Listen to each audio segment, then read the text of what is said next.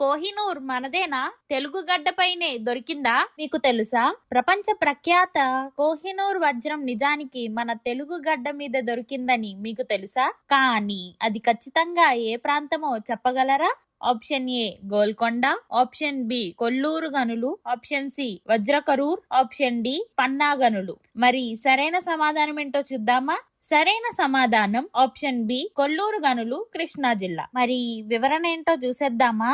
13వ శతాబ్దంలో కృష్ణా నది పరివాహక ప్రాంతాల్లోని కొల్లూరు గనుల్లో ఈ అద్భుతమైన వజ్రం దొరికింది. కాకతీయుల దగ్గర ఉన్న ఈ వజ్రం యుద్ధాల వల్ల చేతులు మారి చివరికి బ్రిటిష్ వారి దగ్గరకు చేరింది. ఈ విషయం మన తెలుగు వారి గొప్పదనం. మీకు ఈ విషయం ముందే తెలుసా? అయితే కింద కమెంట్ చేయండి.